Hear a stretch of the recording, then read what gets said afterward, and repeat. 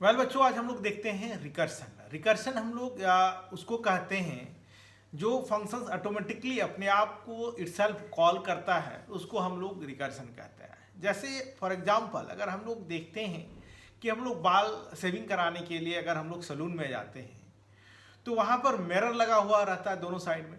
तो दोनों side mirror में क्या होता है, हम लोग अपने आप को देखते हैं कहाँ तक इमेज बनता है, इन्फिनाइट तक बनता है। क्योंकि हम लोग अपने आप एक दूसरे को सेल्फ को कॉलिंग करने का काम करते हैं, उसको क्या कहते हैं, हम लोग रिकर्सन कहते हैं। Recursion, calling itself, this is called as an recursion. तो यहाँ पर फंक्शंस में हम लोग कोई लूप नहीं लगाएंगे, but they are the repetition of work हम लोग काम करते हैं।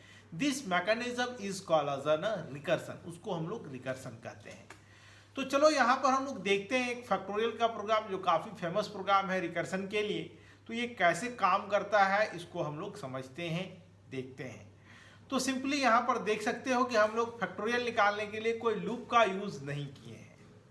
तो यहाँ पर ये कैसे काम करेगा हम लोग चलो समझते हैं, और ये वर्क हम लोग रिजल्ट कैसे आता है इसके मैकेनिज्म को हम लोग समझने की कोशिश करते हैं।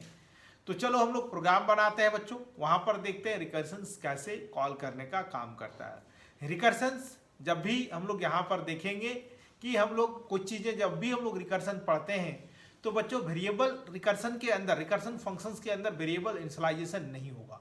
क्योंकि जब भी हम लोग यूजर से इनिशियलाइज करने का काम करेंगे तो कॉलिंग इटसेल्फ वो कॉल करेगा अपने आप को और फिर से री इनिशियलाइज होने का काम करेगा। इसीलिए हमेशा यूजर रिकर्सन्स के अंदर अगर इनपुट लोगे तो बार बार इनपुट ले लेगा। तो ऐसे जगह पर जहाँ पर हम लोग को इस तरह के वर्क नहीं करने हैं तो ऐसी जगह पर हम लोग रिकर्सन्स का यूज़ करेंगे। तो चलो हम लोग देखते हैं एक प्रोग्राम, छोटा सा प्रोग्राम हम लोग देखते हैं फैक्टोरियल निकालने का, जो कि काफी फेमस प्रोग्राम है। वर्क कैसे करता है चलो हम लोग इसको देखते हैं।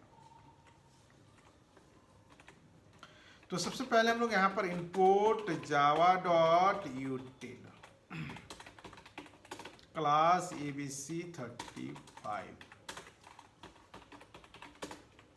अब सेव कर लेते हैं abc35.java public static void main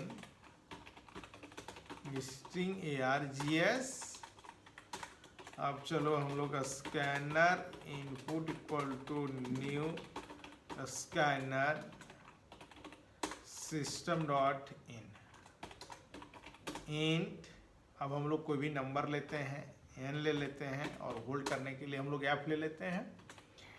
अब चलो हम लोग लिखते हैं system dot out dot println enter any number n equal to input dot next in. अब हम लोग लिखते हैं f इक्वल टू फैक्ट नाम का फंक्शंस बनाएंगे हम लोग, और इसके अंदर पैरामीटर, क्योंकि ये यूजर डिफाइन है, हम लोग खुद से डिसाइड करेंगे फंक्शंस का नाम क्या होगा, इसीलिए हम लोग यहाँ पर फैक्ट रख लिए। अब यहाँ पर हम लोग लिखे system dot out dot println factorial of n is plus f। अब चलो हम लोग लिखते हैं static in fact int n। अब यहाँ पर हम लोग लेते हैं इफ n इक्वल टू 1 अगर है तो क्या रिटर्न करेगा, रिटर्न हम लोग 1 करेंगे। और नहीं तो कहाँ पर जाएंगे बच्चों हम लोग, एल्स पार्ट में return n into fact n minus 1।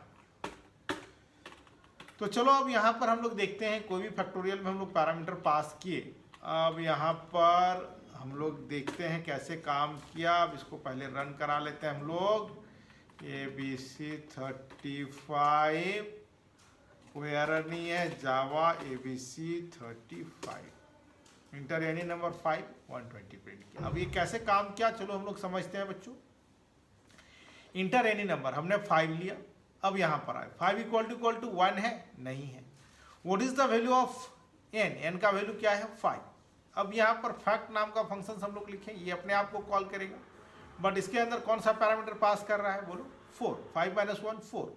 4 यहाँ पर n का वैल्यू अब क्या हो गया 4, 4 इक्वल टू 1 होता है, नहीं होता, कहाँ पर आया एल्स पार्ट में। What is the value of, यहाँ पर फंक्शंस हम लोग ने लिखा था 5 इंटू फैक्ट, तो फैक्ट अब यहाँ पर हम लोग क्या हो गया, n का वैल्यू 4, 4 इंटू फैक्ट, अब ये क्या वैल्यू रिटर्न करेगा।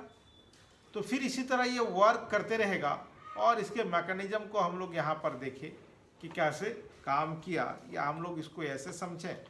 चलो हम लोग यहाँ पर देखते हैं कैसे वर्क करता है।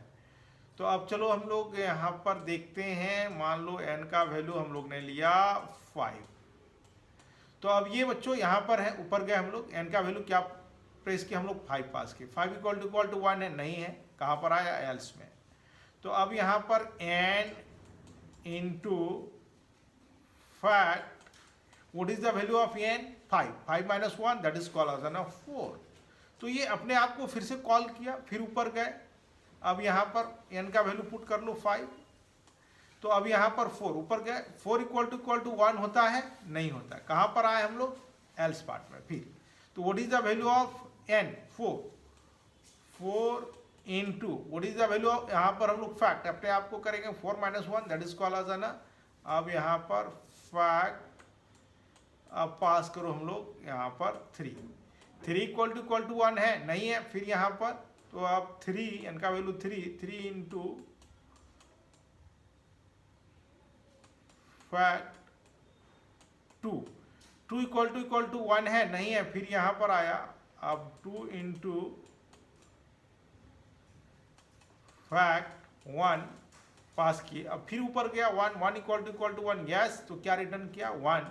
तो अब ये हम लोग चलो मल्टीप्लाई करते हैं, 1 इंटू 2, अब ये 2 को यहाँ पर पुट करो, 2 इंटू 3 6, अब ये 6 को इसी को एक्सप्लोर किए थे तो मिला यहाँ पर 6 इंटू 4 24, अब 24 into 5 that is called as 120।